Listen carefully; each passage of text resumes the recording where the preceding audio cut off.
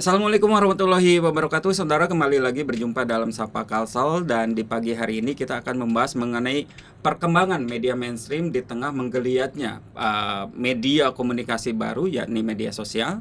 Dan bersama kami sudah hadir praktisi media sekaligus juga Kepala Biro iNews Banjarmasin, dan juga pakar komunikasi dari Universitas Lambung Mangkurat, Bang Fahrianur. Assalamualaikum Bapak. Waalaikumsalam, Bang. Sehat ya, Pak, ya? Alhamdulillah Oke, sehat. Mas Franky gimana Ya, kabarnya? baiklah, Baik. always. Oke. Oke, kalau kita membicarakan tadi tentang perkembangan media mainstream, saya ke pakarnya dulu deh, Ya, pakar komunikasi. mantap. Seperti apa sih pendapatnya atau pandangannya dan perkembangan saat ini? Data terakhir pengguna internet di Kalsel ini ada sekitar 78,3% dari total jumlah penduduk kita, hampir 4 juta jiwa. Nah, artinya pengguna internet itu sudah hampir merata di seluruh lapisan masyarakat. Nah, dengan demikian, proses pendistribusian konten-konten media sosial tentu itu sangat cepat. Di mana tentu berhubungan juga dengan orang tinggal buka HP, sudah bisa mengakses, sudah bisa memproduksi kan. Nah, tetapi dalam masyarakat kita kan kebanyakan mendistribusikan konten-konten saja. Nah, pertanyaannya, apakah konten-konten yang diproduksi itu hasil dari sebuah kerja-kerja profesional Ya. ataukah tidak? Nah, kalau itu hasil kerja-kerja profesional, kita tentu percaya bahwa itu akan dapat membimbing, mengedukasi, menjadi bahan rujukan. Nah, lalu bagaimana misalnya kalau itu bukan produk profesional? Nah, belum bisa dipertanggungjawabkan tentunya ya. Tapi kan, maaf dipotong dulu. Kita kan tidak pernah tahu nih, masyarakat tidak pernah tahu ketika misalkan ada konten di media sosial, apakah itu melalui proses yang tadi, apakah itu bekerja secara profesional ataupun tidak. Itu kita sulit untuk membedakan hal itu. Ya. Nah, maka itu untuk membedakan itu kan kita harus jeli, memverifikasi. Nah, konten-konten mana nih yang benar-benar Oh, jadi tidak langsung percaya. iya, jadi berhubungan dengan kemampuan literasi tentunya kan ya. Kemampuan literasi dari publik untuk membaca konten-konten atau menerima konten-konten yang mereka masuk ke ke media sosial yang mereka miliki. Nah, basis konten-konten produksi media sosial ini kan banyak nih. Iya. Macam-macam dan sangat spesifik. Tetapi banyak juga yang menarik memang. Yang menarik, yang itu bisa kita jadikan semacam acuan, rujukan gitu ya. Banyak. Seperti misalnya YouTube. Tetapi kan kerja-kerja mereka memang kerja-kerja yang sistematis dan bisa dibuktikan gitu keberadaannya. Nah, lalu bagaimana hubungannya dengan media mainstream? Media mainstream ini kan secara kelembagaan jelas, kemudian profesionalismenya juga jelas, ada keterikatan tentunya dengan aturan atau kode etik jurnalistik. Nah, berbedalah dengan media-media sosial ya gitu ya. Nah, dari sini kita mencari jalur tengahnya. Nah, jalan tengah istilahnya itu, jalan tengah di mana antara media mainstream dan media sosial ini bisa berkolaborasi. Sehingga selama ini kan banyak orang mengatakan bahwa kehadiran media sosial itu dapat mengancam keberadaan media mainstream. Media mainstream bisa ditinggalkan orang gitu. Apalagi asumsinya hanya asumsi ya Bang ya. Generasi Gen Z gitu kan ya, Ya. lebih betah melihat apa HP lah, nonton HP-nya gitu kan daripada nonton tayangan-tayangan televisi. televisi. Oke, saya ke Bang Prengki. Bang Prengki, apakah ada juga dari pemikiran Bang Prengki bahwa Iya. sekarang perkembangan media sosial itu menjadi sebuah ancaman? Karena kan Bang Prengki juga tahu sendiri kan, kalau misalkan Bang Prengki sekarang menduduki lah istilahnya seperti itu kepala biro dari iNews seperti itu, salah satu menjadi media mainstreamnya. Nah, kalau tuh melihat perkembangan sekarang ini bagaimana tuh? Kalau saya atau Ulun itu melihatnya sebenarnya gini, media sosial dengan media mainstream itu juga sebenarnya bisa saling mengisi. Cuma memang tadi betul Bang Fahri bilang, malah yang lebih dalam lagi sekarang, yang disebut media mainstream itu siapa sebenarnya?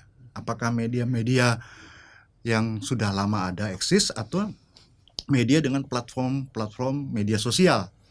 Karena dari sisi efektivitas tadi kan disebutkan, kita setiap hari megang HP cenderung lebih banyak melihat di HP atau smartphone daripada kita menonton televisi. Nah, tapi kalau menurut saya dari kacamata saya sebagai seorang praktisi dan juga mengamati dan pelaksana, sebenarnya nggak jauh beda. Persoalan utamanya adalah tadi bagaimana kita memahami bahwa konten yang keluar dari sebuah media massa atau media komunikasi massa itu merupakan karya jurnalistik atau bukan. Nah, itu yang tadi Bang Fahri bilang, apakah bisa kita jadikan acuan atau patokan atau referensi sebagai pengetahuan. Kalau sebagai pengetahuan, idealnya harus melihat dari sisi media mainstream karena merupakan buah karya jurnalistik itu melalui banyak mekanisme tahapan yang tadi Bang Fahri bilang tadi, ada pilahan-pilahan. Cuma kalau media sosial menang di kecepatan. Kecepatannya ini yang mereka mainkan dan ini juga perlu. Cuma bagaimana untuk kualifikasi dari isi atau konten dari yang disampaikan kan tidak jauh berbeda kontennya, ya ada media hiburan dan informasi saja. Nah, bagaimana kalau informasi yang dikeluarkan oleh media sosial ini ternyata tidak sahih, ternyata tapi dijadikan referensi, kan ini yang persoalan. Nah, ada baiknya adalah bagaimana kita sebagai pengguna, karena suka tidak suka kita harus mengakui kita menggunakan itu kan sehari-hari, harus bisa-bisa lah mengcompare, mencari pembanding. Itulah tadi maksudnya kita lebih baik banyak literasi pada masyarakat, jangan cuma melihat dari satu sisi media. Makanya saya maksud tadi adalah saling mengisi. Nah, bagaimana berita di suatu platform media sosial dan bagaimana berita di suatu media mainstream televisi misalnya atau hiburan. Tapi di masyarakat yang sekarang ini berkembang, bukan sekarang ini saja. Jadi mereka itu kan selalu ingin instan, tidak akan mau untuk berlibat seperti itu. Kita tahan dulu. Kita akan kembali saudara setelah jeda iklan berikut ini.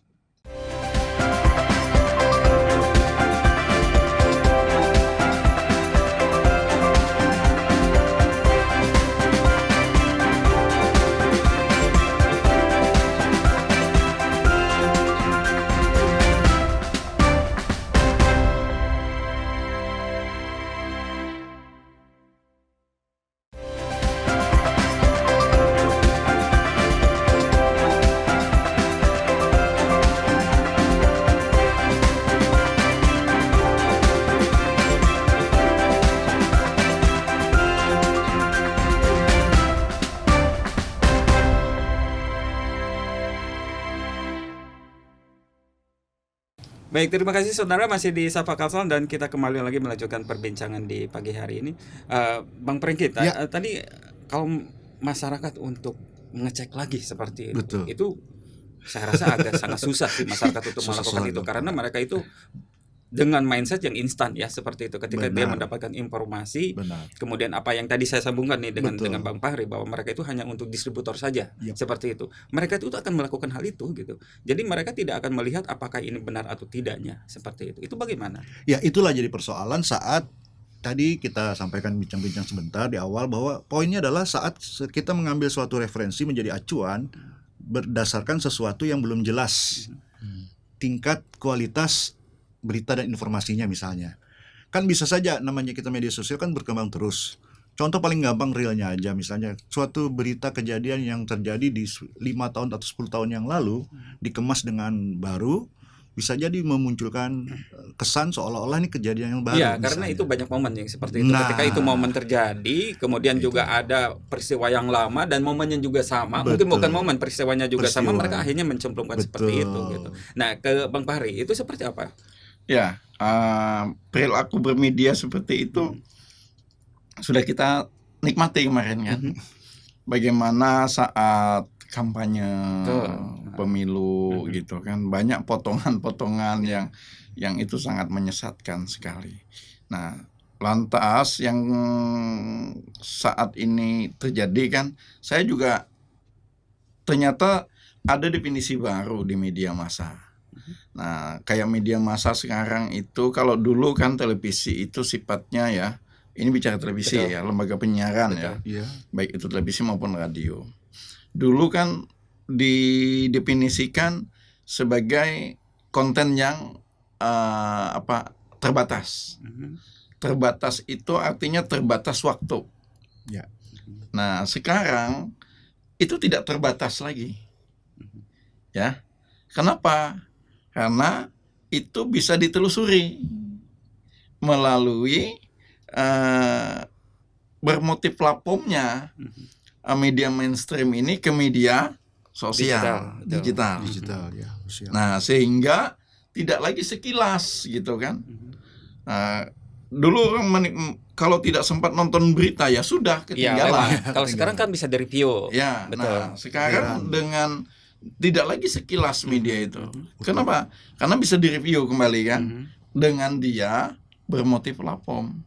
Artinya kalau dulu media itu rating menjadi agama Tanda kutip ini jangan dimaknai salah gitu kan, nanti dipotong lagi. Iya.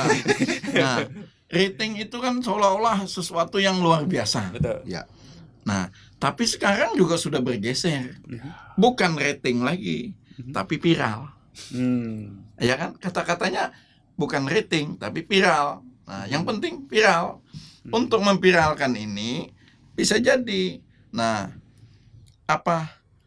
dari berita-berita kemudian atau tayangan-tayangan yang sifatnya sekilas tadi kemudian bermigrasi ke digital dengan multi platform, masuk ke media sosial, orang kemudian menikmati.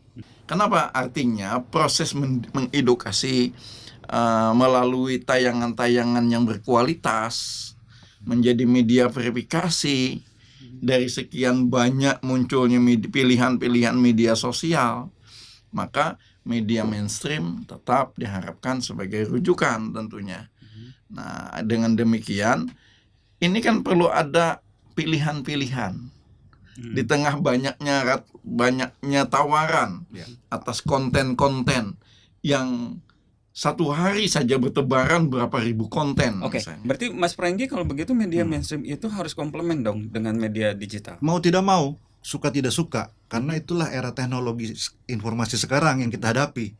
Nah, tapi akan jadi 5 tahun atau 10 tahun kemudian bisa berubah lagi.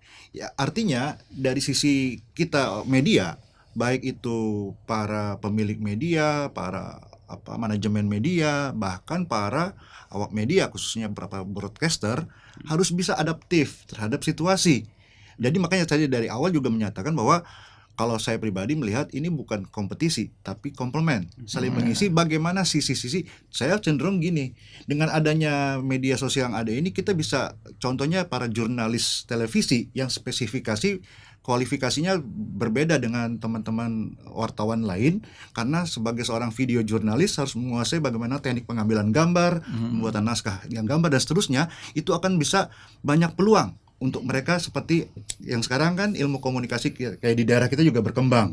Nah, mereka itu bisa jadi generasi berikutnya dengan dibekalin bagaimana teknik jurnalisme televisi khususnya bisa mainkan di platform media sosial. Seperti itu.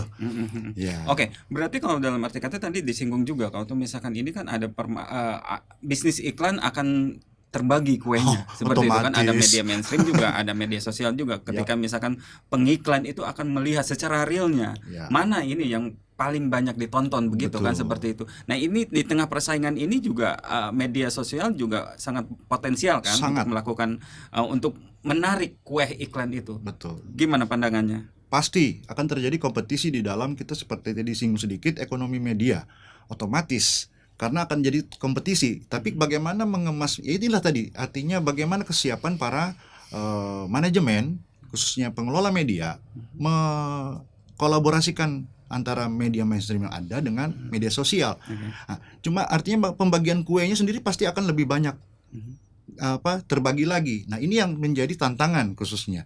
Padahal sementara media mainstream seperti Bang Fahri sampaikan tadi diharapkan masih mampu menjaga bagaimana suatu karya jurnalistik itu, khususnya berita dan informasi, bisa secara dengan aturan yang sudah ada dan bahkan bisa Tapi dirilis. sekarang ini media gitu. sosial udah ada aturannya belum?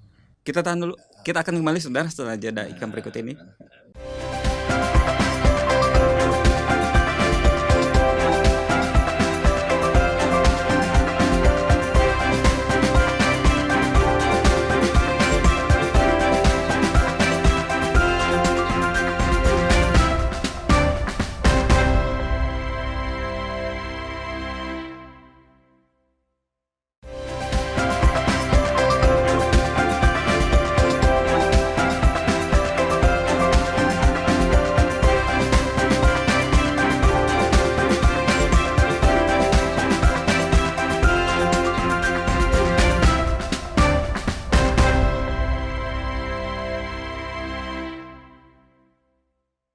Terima kasih saudara, masih di Sapa Kalsel dan kita akan kembali lagi melanjutkan perbincangan di pagi hari ini. Ya, kita tadi sudah menyinggung, sudah ada aturannya belum untuk media sosial ini?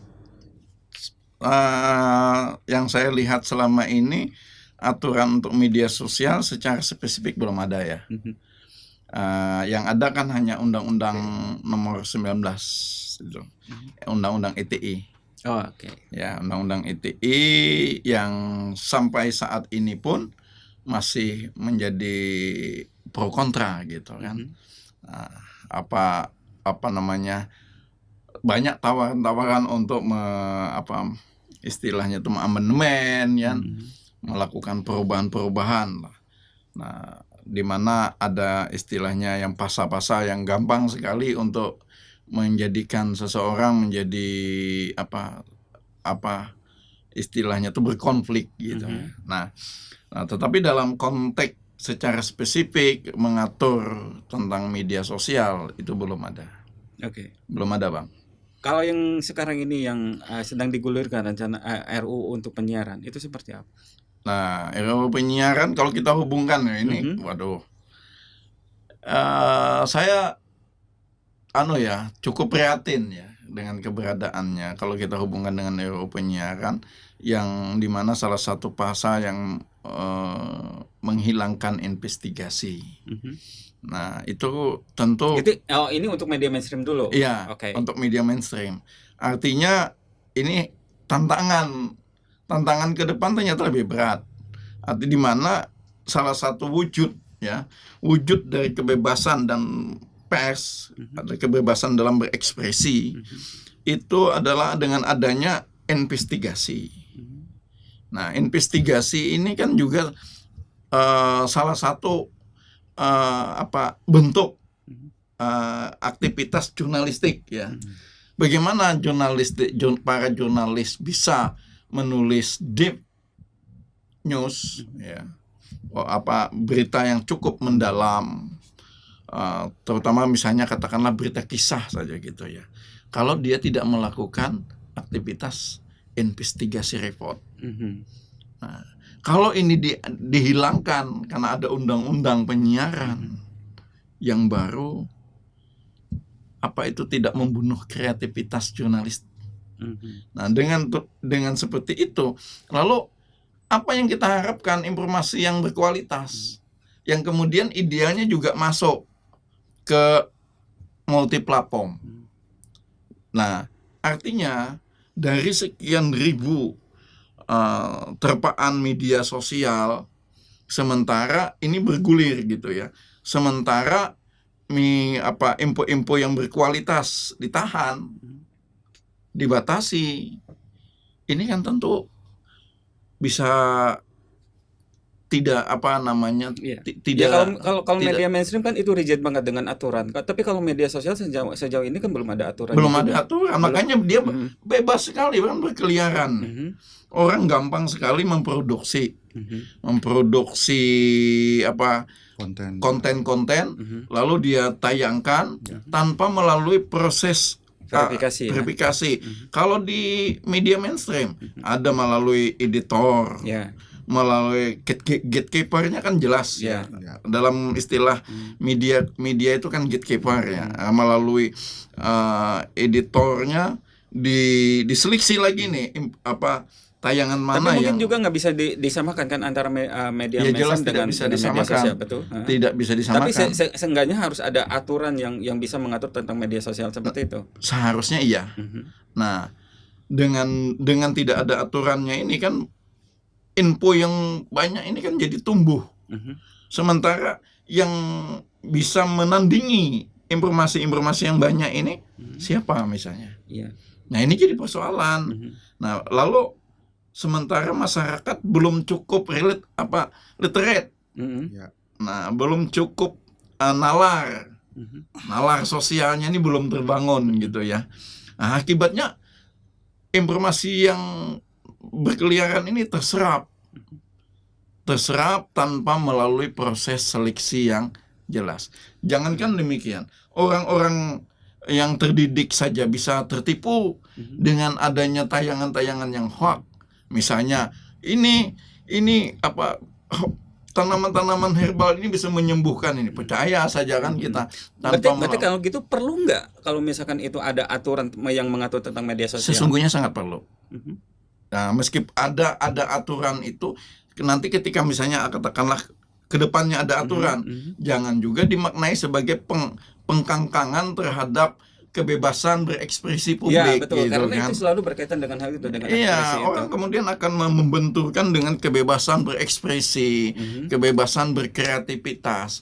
Kreativitas itu boleh selagi misalnya katakanlah itu mengandung nilai-nilai sesuai dengan norma-norma yang berlaku di masyarakat. Oke, ke Bang Pranggis selaku praktisi media. Ya. Kan kalau tadi itu praktisi dari Pak Hari bahwa media itu kan rigid dengan aturan. Betul. Sementara media sosial juga sejauh ini kan belum ada aturannya seperti itu. Itu apakah menjadi sebuah tantangan bagi ini? Sangat. Jadi kan intinya kan kita berbicara konten ya. Karena konten ini kan yang dikonsumsi oleh publik. Betul. Ya, Bang Penggi. Betul. Jadi apapun kontennya yang mengandung berita dan informasi memang perlu ada regulator khusus. Nah, sementara kalau di media sosial kan sementara platform sendiri ada cuma rambu-rambu yang umum.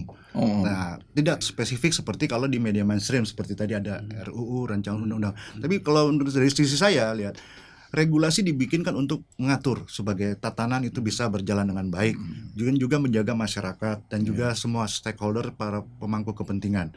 Nah, idealnya adalah bagaimana mengkaji ini secara komprehensif dalam membuat suatu aturan itu melibatkan banyak pihak menurut saya, supaya dapat diakomodir dan juga bisa banyak sisi dilihat, supaya tidak ada yang loss. Memang tidak ada yang sempurna gitu. Dipotong. Sebenarnya di media sosial juga sudah ada aturan. Iya. Berdasar yang keluar dari platformnya masing-masing. Misalkan ada Instagram, dia punya aturan. Betul. Kemudian dari YouTube juga Ada, sangat ketat seperti betul. itu. Berarti kan kalau menurut saya, apakah itu perlu juga masih diperlukan untuk negara mencampuri media sosial? Nah, itu lagi tergantung bagaimana kebijakan. Jadi menurut saya gini, ada ranah-ranah di mana para regulator merasa cukup harus masuk di situ dan atau tidak, itu makanya perlu tadi seperti kajian-kajian yang Pak Fahri tadi. Jangan sampai kebebasan dan juga, tapi kebebasan juga jangan sampai digunakan. Nah, jadi kan ada dua sisi lah. Nah, bagaimana mengatur itu tadi maksud saya tadi. Mungkin dari tadi aturan undang-undang ITE yang bisa masuk untuk media sosial seperti itu. Aturan undang-undang ITE bisa ya. Nah, tetapi ada lagi ketika katakanlah begini. Saya ingin mencontohkan beberapa waktu yang lalu kita coba mengidentifikasi beberapa kata-kata yang mengandung ujaran kebencian gitu ya. Nah, saya bersama teman-teman PR2 Media Jogja itu salah satunya kita ke Kalimantan Tengah kemarin. Nah, itu kita membuat semacam kamus ya, kamus ujaran kebencian. Nah, lalu kamus ini begitu masuk gitu ya, teridentifikasi ujaran kebencian ini, begitu tampil misalnya ada istilah itu masuk ke media sosial, maka dengan sendirinya dia akan Deteksi ya. di take down, Gitu. langsung di take down oleh si pengelola. Dalam hal ini misalnya masuk ke Google, dia akan langsung di take down, sehingga ujaran kebencian itu tidak muncul. Nah, jadi saya sependapat Bang tadi, Bang. YouTube punya aturan. Nah, termasuk kemudian media-media sosial yang lain juga punya mekanisme, dan itu harus di backup sebenarnya oleh negara juga. Oke, sedikit saja. Ini keberadaan media sosial juga sangat penting karena sesuatu hal yang terjadi di masyarakat terjadi sekarang ini, ketika itu didorong oleh media sosial yang viral-viral seperti itu, akhirnya kasusnya itu terangkat dan itu bisa terpublish. Sedikit saja dari Pak Fahri, seperti apa pandangannya? Saya mendukung itu. Bukan hanya sekarang ini, bukan hanya media mainstream yang memiliki kekuatan penuh untuk mendobrak, tetapi media sosial pun juga sama kan sekarang ini. Realitanya seperti itu. Oke, karena ini keterbatasan waktu Bapak-bapak, abang-abang. Terima kasih atas perbincangan di pagi hari ini. Demikian saudara, episode kali ini Sapa Kalsel, kita akan kembali di episode berikutnya. Sampai jumpa.